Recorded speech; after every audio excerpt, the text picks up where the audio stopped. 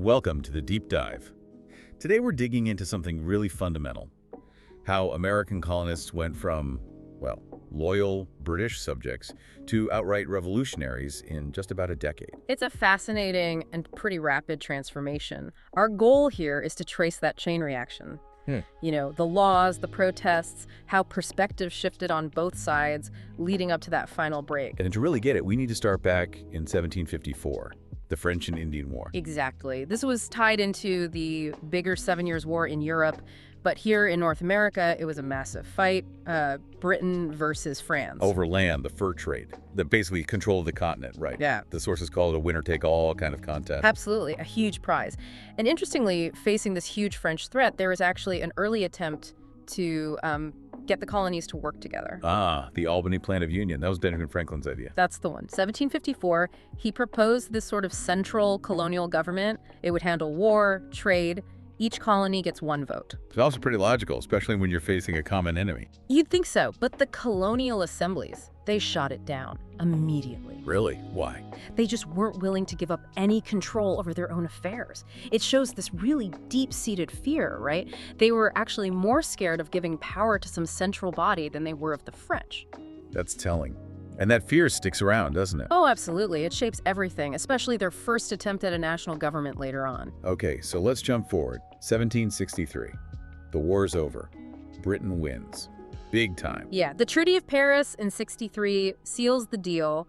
Britain gets all the French land east of the Mississippi. The colonists were apparently absolutely chuffed, as one source said. Thrilled. They're thinking, great, now we can settle those amazing lands out in Ohio, Kentucky. Exactly. Fertile land opportunity. But that celebration didn't last long at all. It got cut short by a really effective Native American counterattack. You're talking about Pontiac's rebellion. Right. Also in 1763, Pontiac had sided with the French, and he managed to rally dozens of tribes against the British coming in. And this wasn't just a minor skirmish.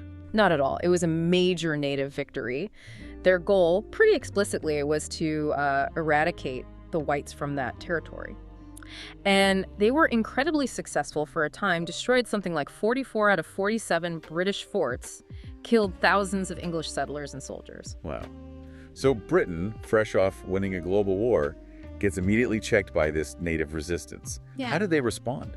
Their response became what you called the first moment of real trouble for the colonists, the Proclamation Line of 1763. Okay, explain that. So the British basically drew a line down the Appalachian Mountains. They said, look, we can't protect you settlers west of this line, so settlement is forbidden there for now.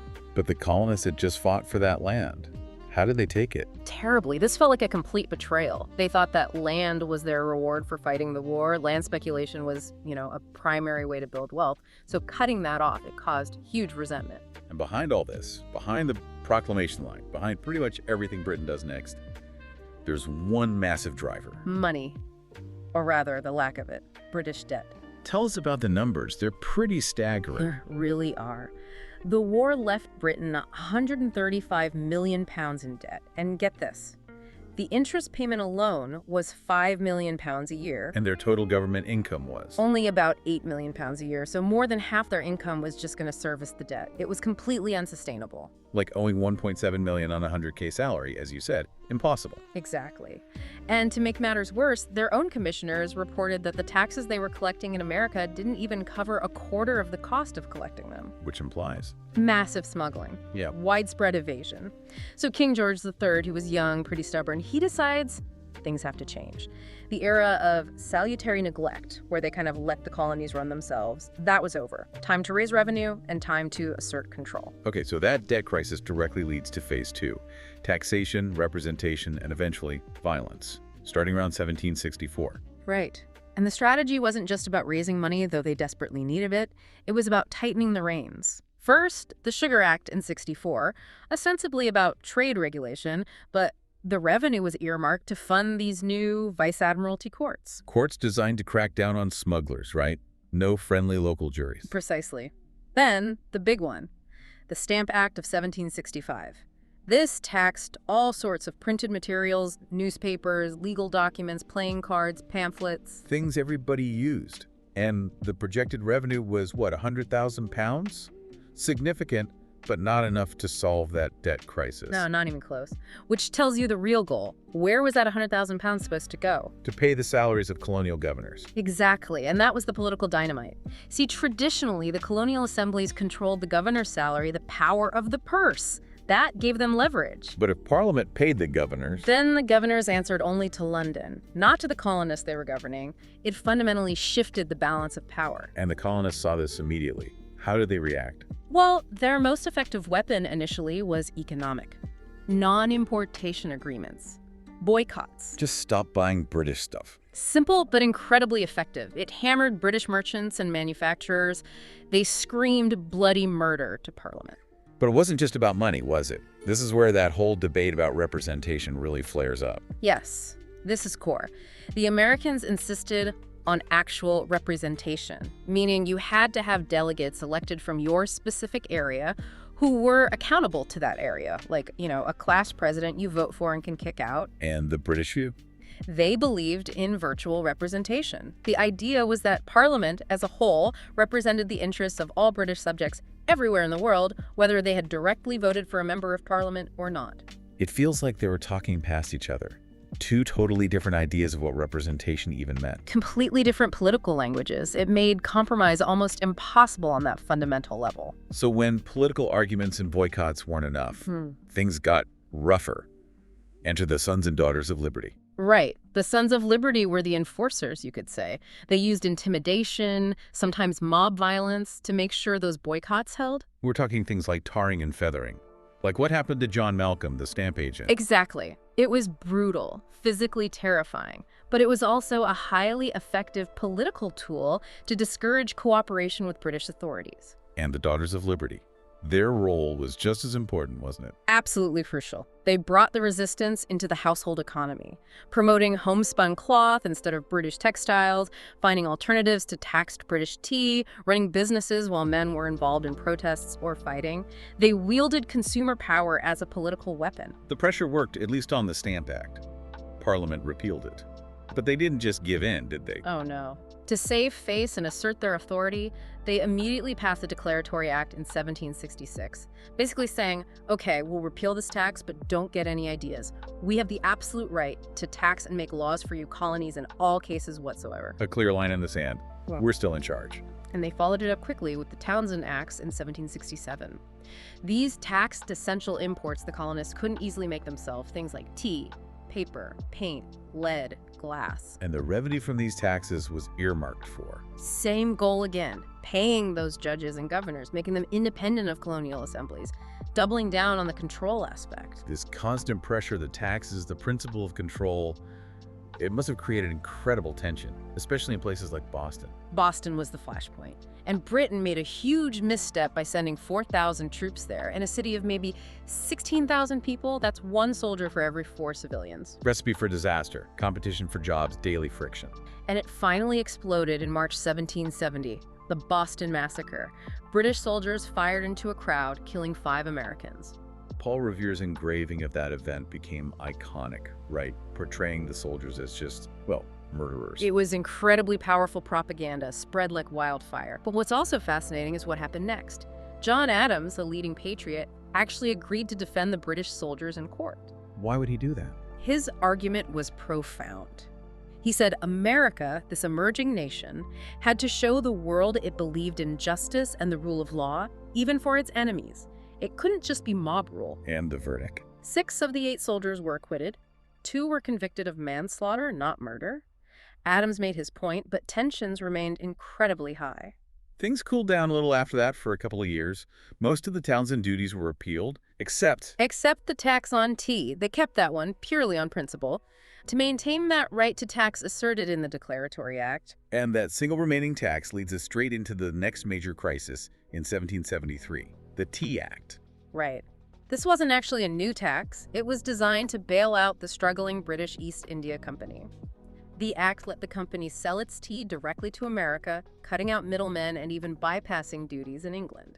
So the tea was actually cheaper for the colonists, even with the Townshend tax still on it. Yes. Cheaper than the smuggled Dutch tea most colonists were drinking, but that was the problem. They saw it as a trick, a bribe to get them to accept the principle of the tax. Exactly. They saw it as a corrupt monopoly designed to force their hand, and the response, particularly in Boston, was dramatic. The Boston Tea Party, December 1773. Yep. Colonists disguised as Native Americans boarded the ships and dumped 342 chests of tea into the harbor. That was about 170 by some counts, but either way, a lot of tea. A huge financial loss, something like $1 million in today's money. Yeah. And just to be clear, the historical sources confirm they definitely did not drink the harbor water. Definitely not. It was an act of destruction, pure protest, and Parliament, they were absolutely furious. The response was punitive, wasn't it? Aimed directly at Massachusetts. Swift and harsh. They passed what became known as the Coercive Acts in Britain, but the colonists called them the Intolerable Acts. 1774. What did they do? 4 main things, all targeting Massachusetts. 1, close the port of Boston until the tea was paid for. 2, shut down Democratic town meetings and gave the royal governor more power, replacing elected officials. 3, allowed British officials accused of crimes in the colonies to be tried back in Britain, not America. 4, expanded the Quartering Act for British troops. Basically trying to crush Massachusetts economically and politically, isolate them. That was the plan. But it backfired spectacularly. Instead of isolating Massachusetts, it united the other colonies with them. Which led to the First Continental Congress. Right. September 1774, delegates from 12 colonies Georgia held out initially gathered in Philadelphia. This was a huge step toward unified action. And was their approach still trying to reconcile? Interestingly, yes. They sent their list of grievances directly to King George III, pointedly not to Parliament. They were still framing it as a dispute within the British family, hoping the king would step in. But they also prepared for the worst. They did. They formed the Continental Association to enforce a new, stricter boycott of British goods. And crucially, they called on the colonies to start organizing and training their militias.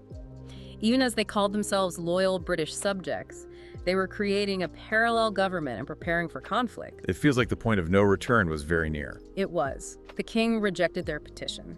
Parliament declared Massachusetts in rebellion, and then, April 19, 1775.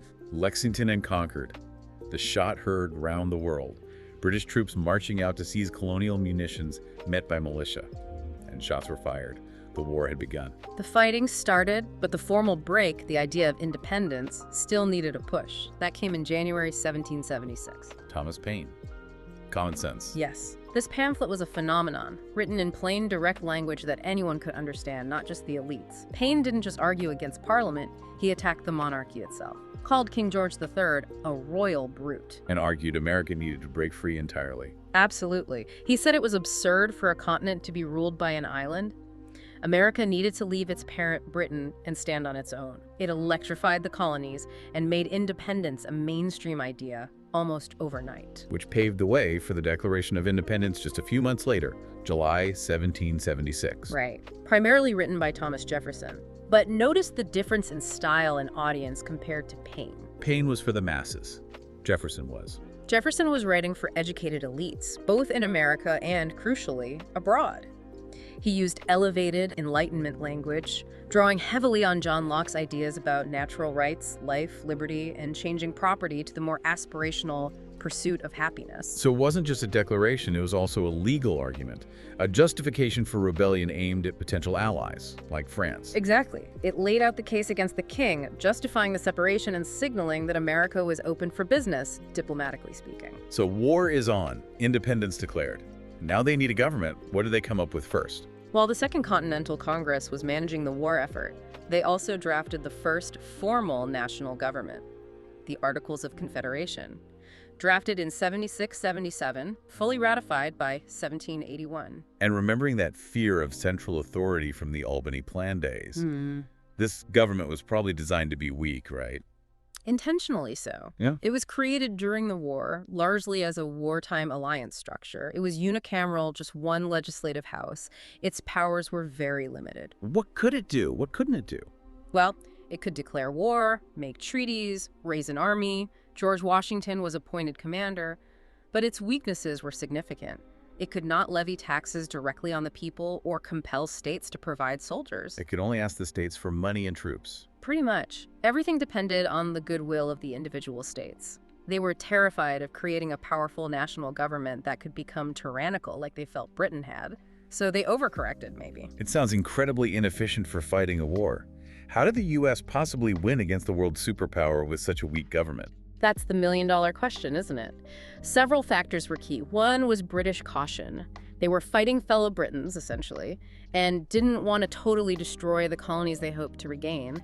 Plus, their supply lines were incredibly long, 6 to 8 months for resupply. Which played into Washington's strategy. Perfectly. Washington realized he didn't have to win every battle. He just had to not lose the war.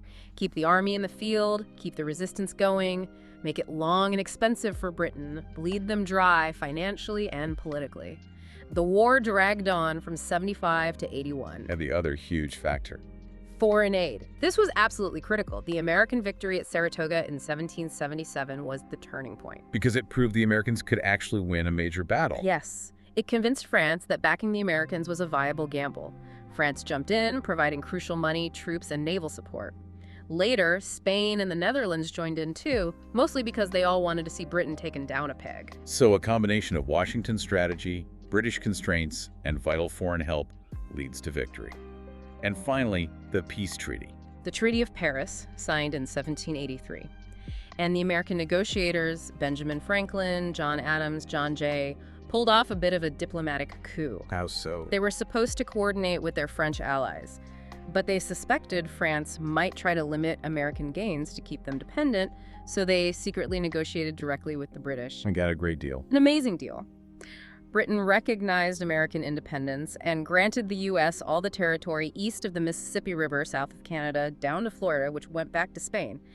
They basically got everything they could have hoped for geographically. So we've covered this incredible arc, from the French and Indian War debt, through all the taxes and protests, the Declaration, a long, hard war fought under a deliberately weak government, and finally, independence secured. It's quite a journey in a relatively short span of time. And it leaves us with this really interesting debate among historians about what it all meant. How radical was this revolution, really? You have figures like Gordon Wood, who argues it was profoundly radical, maybe not in the leader's initial intentions, but in the social changes it unleashed. New ideas about relationships between people, challenges to hierarchy. Yeah, Wood focuses on that shift in how people thought about society, about equality, even if it wasn't fully realized. A kind of internal, intellectual, and social revolution. But then you have historians like Gary Nash, who push back a bit. Nash says we need to focus less on the elites and more on the ordinary people. The farmers, the artisans, the enslaved people, women, the ones who did the fighting and whose lives were most directly and sometimes violently transformed. He talks about the glorious messiness of it all. So, two different lenses. Was the real soul of the revolution the intellectual shift described by Wood, happening among the leadership and educated classes? Or was it the messy, often contradictory lived experience and radical upheaval for the masses that Nash emphasizes? Exactly. Where do you locate the true radicalism of the American Revolution? In the ideas or in the lived reality of the people? It's something to really chew on.